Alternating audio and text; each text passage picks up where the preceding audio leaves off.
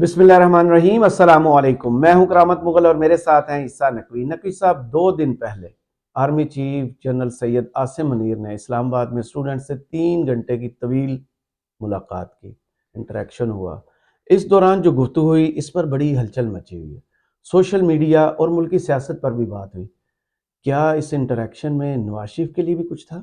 देखिए, जो इसके ऊपर डिबेट हुई है ना इस इंटरेक्शन के बाद, क्योंकि बहुत से सहाफ़ी यहाँ पर मौजूद थे, तो उन्होंने बाहर आके इसको रिपोर्ट किया, इसकी जुज़ियात सोशल मीडिया के हवाले से क्या था, सियासतदानों के हवाले से, जमहूरियत के हवाले से, पार्लियामेंट के हवाले से, इन तमाम जुज़ियात के ऊपर इमरान खान, पीटीआई, फ्यूचर इनका क्या होगा, इसके हवाले से ज़्यादातर रिपोर्टिंग भी हुई है, तबसरे भी हुए और गुफ्तगू भी हुई है। लेकिन इसका एक पोर्शन है जो बड़ा लेस रिपोर्टेड है, और वो कंसर्न होना चाहिए मियां मोहम्मद नवाज शरीफ का। सही। देखिए, उसको उसका जब जो जो चीज़ें सामने आई हैं, जो अब तफसीलात सामने आ रही हैं उस इंटरेक्शन की, ज़ाहिर है कि 3 घंटे तवील इंटरेक्शन था, बड़ा लंबा चौड़ा, उसमें सवाल जवाब, बाकायदा गुफ्तगू, इंटरेक्टिव सेशन था। उसमें जो गुफ्तगू है उससे आप ये एक बात कंक्लूड ज़रूर कर सकते हैं कि मियां मोहम्मद नवाज शरीफ को कुर्सी के ऊपर बहुत सिमट कर बैठना होगा। आपको अच्छा। पता है इसका मतलब क्या है? जी। कि मैं किसी की जगह नहीं ले रहा। हाँ। यानी कि किसी दी मेरे ते तक ना पै जावे। सही। कोई ये ना कह दे देख के ये यहाँ क्या कर रहा है, इसको उठा के बाहर भेज दो। हम्म। वो मैं क्यों कह रहा हूँ, उसको मैं आपको सब्सटेंशिएट करूँगा, क्योंकि इसके जो बिट्स एंड पीसेस में अब चीज़ें सामने आई हैं ना, जो गुफ्तगू की है, अगर ये सिर्फ गुफ्तगू होती, इस इंटरेक्शन के बाद जो रिपोर्ट हुई है, फिर भी शायद मैं समझता कि शायद हम we should not read too much hmm. Into what he said.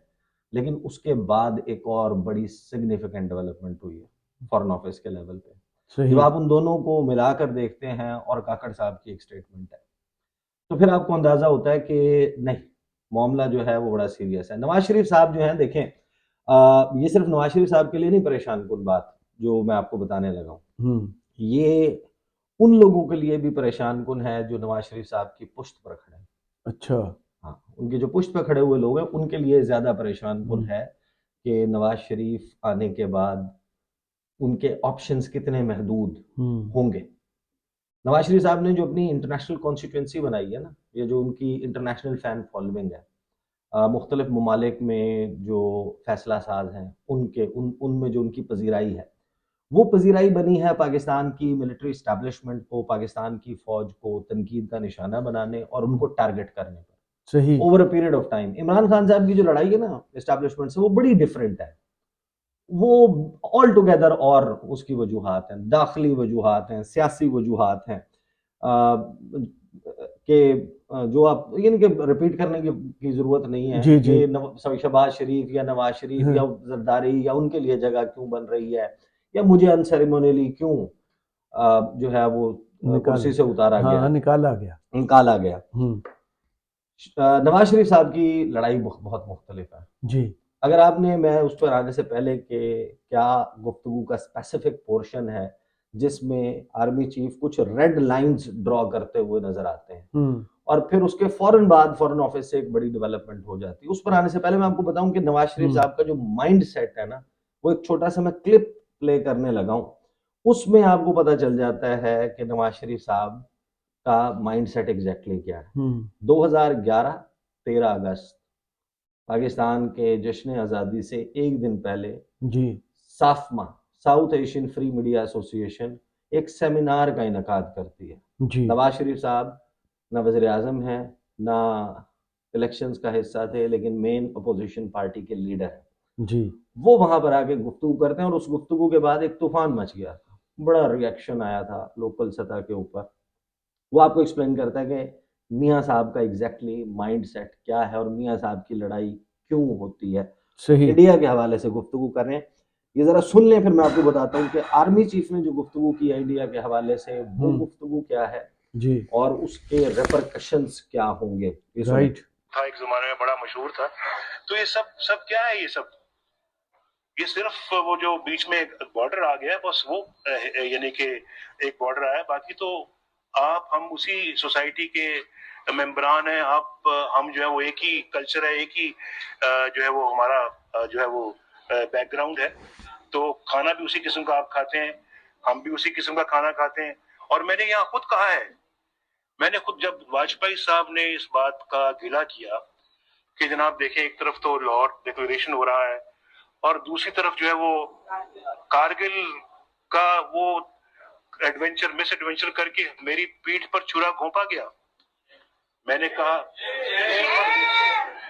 और मैंने कहा बिल्कुल वाजपेयी साहब ठीक कहते हैं, उनकी पीठ में छुरा वाकईतन घोंपा गया। अगर मैं उनकी जगह होता मैं भी यही बात करता कि ये बिल्कुल यानी कि एक जो है वो पीठ में छुरा घोंपने वाली बात है। लेकिन मैं अब ये गिला किससे करूं पाकिस्तान के अंदर? आप जानते हैं कि ये गिला किससे करना चाहिए और कौन इसका जिम्मेदार है। कि मैं तो समझता हूं कि हिंदुस्तान को यकीनन शाबाश मिलनी चाहिए। कहते हैं हम भी उसी को रब कहते हैं, जिसको आप पूछते हैं रब को उसको हम भी पूछते हैं। कहते हैं हम भी उसी को रब कहते हैं, जिसको आप पूछते हैं रब को उसको हम भी पूछते हैं। ये नवाज शरीफ साहब हैं, वो कहते हैं कि ज़बान भी एक है, कल्चर भी एक है, खाने भी एक जैसे हैं। वो जो दो कौमी नज़रिया था वो बस ऐसे ही कुछ था, उसको भूल जाएं, हम तो बिल्कुल एक जैसे हैं। अच्छा, दिलचस्प बात ये है, जी मैं अक्सर बताता हूँ ना आपको कि मियाँ साहब का जो ओवरऑल विजन है ना, वो लंबी चौड़ी सड़क से शुरू होता है, और अच्छे एक खाने पर खत्म हो नहीं, एक अंडरपास से गुजरता हुआ एक पुल पे चढ़ता है और पुल से नीचे उतर के खत्म हो जाता है। इसी खिताब में मियाँ साहब ने उसको कहा था डॉक्ट्रिन ऑफ रोड्स, उसको करार दिया गया था। इन्होंने ये भी फरमाया था कि ये जो मैंने मोटरवे बनाई है ना जी लाहौर से इस्लामाबाद, मेरा विजन ये है कि ये मोटरवे एक तरफ पेशावर और फिर काबुल जाए, उधर से ये इधर गवादर तक आए और कलकत्ता तक जाए। अच्छा, हाँ, कलकत्ता तक बहुत करीब पड़ता है मोटरवे, हाँ कलकत्ता तक जाए। अच्छा, इसमें देखें कनेक्टिविटी में कोई इशू नहीं है, किसी भी नेबरिंग कंट्री के साथ ताल्लुकात बेहतर होने में कोई मसला नहीं है, इज नथिंग अगेंस्ट दैट। लेकिन आपने किन बुनियादों के ऊपर रिकंसाइल करना है, किन बुनियादों पर आपने मफाहमत करनी है। अब नवाज शरीफ साहब जो आए हैं ना, अभी आप इंडियन मीडिया को उठा के देखें, हिंदुस्तान टाइम्स, ये शशीर गुप्ता की गालिबन दिसंबर में जो उन्होंने एनालिसिस लिखा है कि Nawaz Sharif is Pakistan only hope for better relations with India. अच्छा, हाँ, जिस वक्त शहबाज शरीफ से 2022 में 2023 में हालात नहीं संभल रहे थे पाकिस्तानी मईशत के, उस वक्त हुसैन हक्कानी साहब ने बहुत कुछ लिखा इस हवाले से और इंटरव्यूज दिए इंडियन मीडिया को जी, कि एक ही बंदा है जो इंडिया के साथ पाकिस्तान के ताल्लुकात बेहतर कर सकता है। प्रोफाइलिंग कर रहे थे इनकी। उसके बाद आप देखें कि नवाज शरीफ साहब जो हैं, उनके हवाले से जाहिर है कि इंडियन मीडिया और इंडियन गवर्नमेंट उसका भरपूर तासुर है कि नवाज शरीफ को हर सूरत में इक़्तिदार में आना चाहिए। मैंने इस हवाले से एक वीडियो की थी अब्दुल बासित साहब के साथ, जो पाकिस्तान के हाई कमिश्नर रहे हैं मियाँ साहब के दौर में ही इंडिया के लिए। सही। उन्होंने बताया कि how dearly India wants Nawaz Sharif to come as prime minister. अब आप इस तमाम मंजरनामे को, मियाँ साहब के माइंडसेट को, बाकी जो वजूहात है लड़ाई की और वो जो कुछ होता रहा, मियाँ साहब का कुलभूषण जाधव का तस्करा ना करना, इंडिया की पाकिस्तान में टेररिज्म में इन्वॉल्वमेंट पे बात ना करना, डॉन लीक्स 1 2 पठानकोट की एफआईआर पाकिस्तान में काटना, उसके बाद उनका जो बयान है वो इंटरनेशनल कोर्ट ऑफ जस्टिस में पाकिस्तान के खिलाफ प्रूफ के तौर पर डॉन लीक्स और जो मुल्तान एयरपोर्ट पर जो इंटरव्यू दिया था, हाँ, मुंबई हमलों के हवाले से जो उन्होंने गुफ्तगू की, जो अदरवाइज ऊफा का डिक्लेरेशन है जहां पर कश्मीर का तस्करा नहीं था और मुंबई अटैक्स का और इन वाकयात का समझौता एक्सप्रेस का नहीं था उसमें जी। तो ये है वो कॉन्टेक्स्ट जो बेसिकली लड़ाई मियाँ साहब की है कि मियाँ साहब का माइंडसेट के जो जाती उमरा अमृतसर वाली साइड का है और जाती उमरा हमारी साइड का है ना, ये एक ही है बेसिकली बुनियादी तौर पे ना। तो वो ये लकीर शकीर ये बॉर्डर शॉर्डर कुछ नहीं है और एक जैसे से हम लोग हैं, हमारा कल्चर वो सारी वो बातें थी पुरानी, वो जो टू नेशन थ्योरी थी कि हम हमारा रहन सहन, हमारा लिबास, हमारा मिलना जुलना, हमारे तौर अतवार, शादियों का तरीका, मरने के बाद जो है वो दफनाने का और उनका जलाने का ये तरीका, फिर हमारा जो दीन है वो मुख्तलिफ है, इंटायरली डिफरेंट है और हम को एग्जिस्ट नहीं कर सकते। इसी बुनियाद के ऊपर आपका इवेंचुअली पाकिस्तान बना था ना। प्रॉपर्टीज इनकी लंदन में। हाँ, तो मियाँ साहब करके हाँ, उस साइड पे जाके नेशनलिटी ले ले। मियाँ साहब का जो है माइंडसेट इसके हवाले से डिफरेंट है। अब आर्मी चीफ साहब ने जो गुफ्तगू की है उस गुफ्तगू का एक पोर्शन जिसके ऊपर ज्यादा बात नहीं हुई, जी वो आज रिपोर्ट हुआ है। मैं आपके सामने एग्जैक्ट कोट्स रखूंगा कि आर्मी चीफ ने क्या कहा है और फिर उसके फॉलो अप में जो डेवलपमेंट हुई है। देखिए, इस वक्त अमेरिका भरपूर तरीके से चाहता है कि पाकिस्तान और इंडिया के दरमियान ताल्लुकात नॉर्मल हो, जी और जो इंडिया की शराइत हैं या जो इंडिया का मौक़िफ़ है उसके ऊपर कश्मीर डिस्प्यूट सेटल हो जाए अच्छा या एटलीस्ट बैक बर्नर पे चला जाए। Same is the case with Saudi Arabia, same is the case with UAE. वो भी ये चाहते हैं कि पाकिस्तान और इंडिया के दरमियान लड़ाई ना हो, सही क्योंकि उनके रीजंस डिफरेंट हैं। वो इंडिया को एक बड़ी मार्केट और अपने स्ट्रेटेजिक पार्टनर के तौर पे देखते हैं। अमेरिका इंडिया को अपने चाइना के खिलाफ पिट्ठू के तौर पे देखता है कि वो एंटी चाइना गेम्स कर रहा है इंडिया अमेरिका के कहने पर, और चाइना का बढ़ता असर व रसूख उसको कर्टेल करने के लिए मदद कर रहा है अमेरिका की। अब अगर इंडिया पाकिस्तान के साथ डिफेंस वाले मामले में मिलिटरीली पाकिस्तान को एक थ्रेट समझते हुए अपनी डिफेंस कैपेबिलिटीज पे एनर्जीज पाकिस्तान पे वेस्ट करेगा, तो वो चाइना पे फोकस नहीं कर सकेगा। तो अमेरिका ये चाहता है कि इंडिया को एक फोकस मिले चाइना की तरफ, पाकिस्तान जो है उसके साथ कोई मामला खराब ना हो। सही अब इस मंजरनामे में बड़े वक्त के बाद आपको पता है कि इंडिया के हवाले से हमारी जो गुफ्तगू है, जो इवन मिलिट्री लेवल के ऊपर, वो बहुत, क्योंकि पाकिस्तान की जो इस वक्त दाखिली सियासी लड़ाई है उसने हर चीज़ को डोमिनेट किया हुआ, उसकी स्पेस ही नहीं थी। एक बड़ा इनिशियली बयान जब आसिम मुनीर आर्मी चीफ बने थे और एक तस्वीर आई थी मोर्चों के दौरे की, जी और वहाँ पर इंडिया के हवाले से स्टेटमेंट थी, इक्का दुक्का और आई है, लेकिन अब जो आई है दिस सीम्स सीरियस, और जिसमें बाकायदा आपको पोस्चरिंग नज़र आती है और आपको फ्यूचर नज़र आता है कि मियाँ साहब जो हैं वो ऑलरेडी ज़ाहिर है कि वो फॉरेन पॉलिसी के हवाले से बड़ा खुल कर कहते हैं कि फॉरेन पॉलिसी पे से अपना डोमेन ख़त्म करो। जी मैं आपको मल्टीपल बयानात मियाँ साहब के दिखा सकता हूँ जो ये कहते हैं कि पाकिस्तान के आगे बढ़ने की वजह ये ना बढ़ने की वजह ये है कि पाकिस्तान की फॉरेन पॉलिसी के ऊपर डिसीजन मेकिंग पाकिस्तान की मिलिट्री की है। 2013 में याद है ना आपको, 3 सवा 3 साल तक इन्होंने फॉरेन मिनिस्टर ही नहीं रखा था, अपने पास था पोर्टफोलियो। हाँ, और मियाँ साहब इसी वजह से देखें हाँ बहुत सारे वो मामलात हैं। अच्छा, मियाँ साहब का जो ये सारा मंजरनामा आप ज़हन में रखते हैं तो आर्मी चीफ साहब ने अफ़गानिस्तान के हवाले से और इंडिया के हवाले से क्या कहा, जी और फिर इसको आपने देखना है उस पर्सपेक्टिव में जिसमें ज़ाहिर है कि एक एक्सेप्टेंस इंटरनेशनली मियाँ साहब के लिए पाकिस्तान के फ्यूचर हम्म फोर्थ टर्म प्राइम मिनिस्टर के लिए मौजूद है। Chief of Army Staff sets out foreign policy red lines, hmm sends strong message to country's western and eastern neighbors. Tribune की स्टोरी है, आज रिपोर्ट हुई है एक दिन डिले के साथ, आज नहीं सॉरी कल कल जी कल रिपोर्ट हुई थी। In statements defining Islamabad's foreign policy priorities with its eastern and western neighbors, the country's Army Chief General Sayyid Asim Munir has ruled out reconciliation with arch rival India. Hmm India के साथ मफाहमत की possibility से इन्होंने इनकार कर दिया। ये मौजूदा सूरत हाल में इस तरीके से नहीं हो सकती। सही He emphasized that the life of a single Pakistani is more important than the entire Afghanistan. कि एक पाकिस्तानी की जान पूरे अफगानिस्तान से ज्यादा है। ज्यादा कीमती है। हाँ, ये दो उन्होंने बातें की।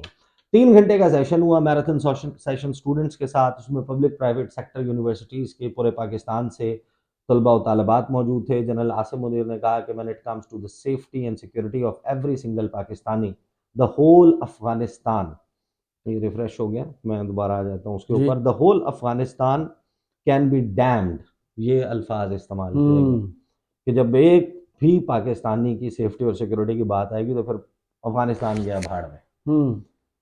According to the army chief of army staff, Pakistan ने 5 मिलियन अफगानियों के लिए 50 साल तक उनको रहने का खाने के बंदोबस्त किए, लेकिन जब हमारे बच्चों की बात होगी तो हम और उनके ऊपर कोई हमला करेगा तो फिर हम उनको परसू करेंगे जो ये हमला करेगा। सही फिर साथ ही उन्होंने कहा कि जो बलूचिस्तान में इंसर्जेंसी है, शोरिश है, अस्करियत पसंद ग्रोह हैं जो ऑपरेट कर रहे हैं, उनको अफगानिस्तान से सपोर्ट मिल रही है। और पाकिस्तान का जो मगरबी हमसाया है उसने भी हमारी तरफ कभी दोस्ती वाला काम नहीं किया, दोस्तों जी वाला काम नहीं किया। अफ़गानिस्तान वो वाहिद मुल्क है जिसने पाकिस्तान की अक़वाम मुत्तहिदा में जो रुकनीत है इंडिपेंडेंस के बाद उसकी मुखालफत की थी। बिल्कुल ऐसे ही है। उन्होंने कहा, साथ ही उन्होंने कहा कि मसला ये है कि हमारे लोग हिस्ट्री नहीं पढ़ते। आगे उन्होंने कहा कि do not look towards Pakistan, we are ready to sacrifice anything and everything. Afghanistan के रहनुमाओं की तरफ उन्होंने इशारा करते हुए ये बात की। आगे उन्होंने क्या कहा कि जो बेसिकली ये जो स्टेटमेंट है ये तो थी उससे रिलेटेड, अफगानिस्तान से इंडिया के रिलेटेड उन्होंने क्या कहा। While commenting on Islamabad's relations with New Delhi, the army chief said that India has not reconciled with the concept of Pakistan. Then how can we reconcile with it?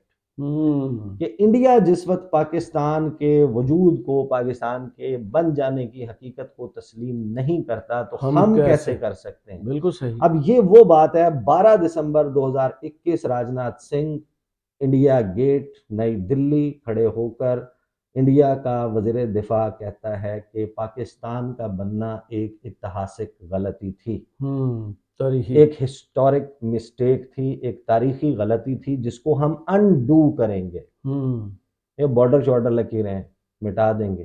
RSS के chief से लेके राजनाथ सिंह से लेके सुब्रमण्यम जयशंकर वजीर खारजा से लेके उस वक्त का आर्मी चीफ मनोज मुकुंद नरवाने, उससे पहले का आर्मी चीफ और उस वक्त का chief of defence staff Bipin Rawat, उनके national security adviser Ajit Doval, उनका होम मिनिस्टर अमित शाह, उनके जो एयर चीफ हैं विवेक राम चौधरी, उससे पहले आरकेएस भदौरिया, उनके नेवल चीफ, एक एक बंदे को उठा लें उसका पॉइंट ऑफ व्यू यही है। वो यही कहते हैं, वो they are not ready to accept Pakistan as an independent state. सही। अब यहाँ पर मसला ये है कि यही वो बुनियाद है जिसके ऊपर देखें पाकिस्तान की जो मिलिट्री की पॉपुलैरिटी अवाम में, आप देखें ना, ये तो अभी एक स्पेशल आप एनवायरनमेंट से गुजर रहे हैं। दैट इज बिकॉज कि यू जब आपको उधर से इंडिया से जब ये पोस्चरिंग होती है तो उसका जवाब दिया जाता है, तो जवाब पाकिस्तान की पॉलिटिकल लीडरशिप नहीं देती जी। और उसमें नवाज शरीफ, ये तो इमरान खान साहब के दौर में था, ये लड़ाई चल रही थी और इधर से ट्वीट होते थे रोजाना, उसको जनाब तुर्की बतुर्की जवाब दिए जाते हिटलर थे। कहना शुरू, पाकिस्तान के वजीर आजम से लेके फॉरेन ऑफिस से लेके फॉरेन मिनिस्टर से लेके दीगर मिनिस्टर्स तक ये सारी आपकी पोस्चरिंग थी, आप जवाब देते थे। उस वक्त आपको याद है कि क्या लोगों की उसके हवाले से लाइकिंग होती थी। अब now that is return of the policy. लगता था कि यानी कि इंडिया के हवाले से शायद हमारा इशू खत्म हो गया, बट नो, दैट्स देयर जी। अब ये जाहिर है कि ये नवाज शरीफ साहब को अंदाजा होगा कि वो SIFC के अंदर है एग्रीकल्चर, उसी पे IT का, माइनिंग का शोबा, सरमायाकारी आनी है, कहाँ इन्वेस्ट होना है, कौन से मंसूबे बनने हैं, वो डिसीजन मेकिंग का फोरम हो गया। फॉरेन पॉलिसी जो है उसके ऊपर रेड लाइंस डिफाइन हुई है, आर्मी चीफ ने जो बात की है। डिफेंस पॉलिसी ऑलरेडी जाहिर है कि वो तो है ही उनका डोमेन। तो मियाँ साहब को कुर्सी पे ना बिल्कुल सुकड़ के बैठते हैं। सही। वो इधर हाथ पांव शायद मारने की कोशिश करें, उन्होंने हाथ पांव नहीं मारने। उसके बाद जो डेवलपमेंट हुई है ना फॉरेन ऑफिस से, दैट इज वेरी सीरियस, क्योंकि वजह ये है कि ऐसा नहीं है कि वो बात हमें पता नहीं थी जी, लेकिन इस बयान के आने के 36 घंटे के अंदर अंदर पाकिस्तान का फॉरेन सेक्रेटरी खुद प्रेस कॉन्फ्रेंस करता है, तर्जुमान दफ्तर खारजा नहीं करती जी। वो प्रेस कॉन्फ्रेंस करके क्या कहते हैं, उससे पहले इसको मैं ज़रा कंप्लीट कर लूँ। उसमें उन्होंने कहा कि पाकिस्तान किस तरीके से रिकनसाइल कर सकता है इससे, और ये जो स्टेटमेंट है वो जिस दिन इंडिया ने राम टेम्पल, राम मंदिर जो है वो बाबरी मस्जिद की जगह उसको इनॉग्रेट किया, उस दिन आया। और जाहिर है कि उस रेफरेंस में भी इसको जो है वो देखा जा सकता है। फिर ईरान के हवाले से भी उन्होंने बात की कि ईरान को हमने बड़ा सख्त मुंह तोड़ जवाब दिया और वो देना ज़रूरी था कि किसी को भी इजाज़त नहीं होगी कि पाकिस्तान की जो सॉवरेनिटी है, टेरिटोरियल इंटेग्रिटी है, उसकी तरफ कोई आंख उठाकर देख सके। अब ये जो उन्होंने गुफ्तगू की है, उसके बाद काकड़ साहब का भी एक इंटरव्यू है, उसमें उन्होंने कहा है कि ईरान को जवाब देना इसलिए भी ज़रूरी था कि वो जवाब सिर्फ ईरान के लिए नहीं, इंडिया के लिए भी था। जी, आदिल शाज़ेब को जो दिया। हाँ, अब जो फॉरेन सेक्रेटरी हैं जी। साइरस सजाद काजी साहब, हम्म। उन्होंने प्रेस कॉन्फ्रेंस की। मैं उसका एक रिपोर्ट का मेंशन कर देता हूँ। कनाडा अमेरिका की तरह पाकिस्तान में शहरियों की टारगेट किलिंग में मुलव्वस भारतीय एजेंट्स पकड़े गए। जी। ये जो एजेंट्स हैं ये आर्मी चीफ की स्टेटमेंट के बाद नहीं पकड़े गए, पहले ही पकड़े हुए थे ना। बट बताया। Here comes the statement, here comes the posturing and Here comes the here proof. Comes the proof and Absolutely. Press conference. बिल्कुल। तो वो मियाँ साहब को तो पता है ना कि वो जो डॉसियर्स होते थे जो हमने बनाए इंडियन इन्वॉल्वमेंट के मल्टीपल मौजूद रहे, उन्होंने कभी उसका तज़किरा नहीं किया। वो उसके ऊपर बात नहीं करते, पसंद नहीं उनको। बहरहाल इस्लामाबाद में प्रेस ब्रीफिंग के दौरान सेक्रेटरी खारजा साइरस सजाद काजी ने बताया कि गुज़श्ता साल पाकिस्तानी शहरी शाहिद लतीफ़ को सियालकोट में मस्जिद के बाहर कत्ल किया गया था। शाहिद लतीफ़ के कत्ल में भारतीय एजेंट मुलव्वस हैं। भारतीय एजेंट ने शाहिद लतीफ़ के कत्ल का एतराफ़ किया है। शाहिद लतीफ़ को कत्ल करने के लिए मकामी लोगों की खिदमत ली गई। फिर उन्होंने उसके बताया कि हमारे पास प्रूफ्स किस एक्सटेंड तक मौजूद हैं, हमारे पास उनका पैसा कहाँ से आया, मनी ट्रेल मौजूद है, सहूलतकार कौन था, जो टारगेट किलर्स थे उनको हायर कैसे किया गया, उसमें जो भारतीय एजेंट है योगेश कुमार रास, वो किस तरीके से मुलव्वस है, उसका क्या किरदार था, दीगर लोगों का क्या किरदार था, पूरी उसकी टाइमलाइन और वो चीज़ें सारे फॉरेन सेक्रेटरी सबूतों ने के सामने साथ। रखी, जिसका मतलब ये है कि मियाँ साहब से जो तवक्कुआत इंडिया लगा के बैठा है कि ये आएंगे तो फिर सब सब ठीक। बागो बहार हो जाएगा और वो हो जाएगा, वो होना चाहिए बागो बहार, वो किस असूल पर होना चाहिए, that is the actual point. मियाँ साहब ने अपनी वापसी को ऐलान करते हुए वापस आने के बाद, जिस तरह कोई भी बंदा आता है ना वो अपनी प्रोडक्ट के बारे में बताता है कि ये क्या करती है, तारीफें करता है ना जी। क्या आप भाई ये गाड़ी है, ये इतने लीटर में इतने किलोमीटर तय करती है, इसकी माइलेज है, इसका इंजन इतनी हॉर्स पावर का है, इतने वक्त में इतनी स्पीड पकड़ लेती है, इसकी रोड ग्रिप ऐसी है, इसका इंटीरियर डिजाइन ऐसा है, इतनी इसका कंफर्टेबल है, इतने लोग बैठ सकते हैं, सारा आप उसके वो बताते हैं।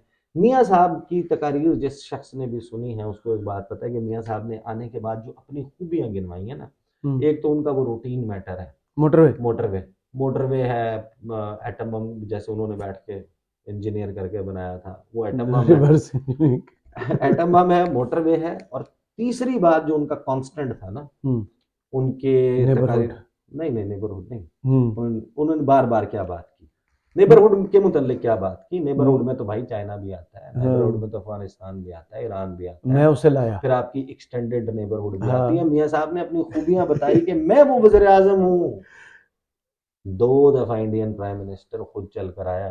वो वाजपेयी का और मोदी का तस्करा करते हैं कि मोदी ने जब अफगानिस्तान, वो भी कितना शर्मनाक तरीका था कि जिसने काबुल में खड़े होकर ये कहा कि पाकिस्तान ने तुम्हारी पार्लियामेंट तबाह की, मैंने बनाई है। कहाँ पाकिस्तान ने तबाह की? पाकिस्तान ने तबाह की कि पाकिस्तान ने तुम्हारी पार्लियामेंट तबाह की, मैंने बनाई है। वहां से वो उठता है और वो लैंड करता है, जाती उम्रा आता है, पगड़ियाँ एक्सचेंज होती हैं और फिर शगुन वो होता है, और फिर वो साड़ियाँ उनके तोहफे, फिर आम यहाँ से जाते हैं और फिर वो आता है।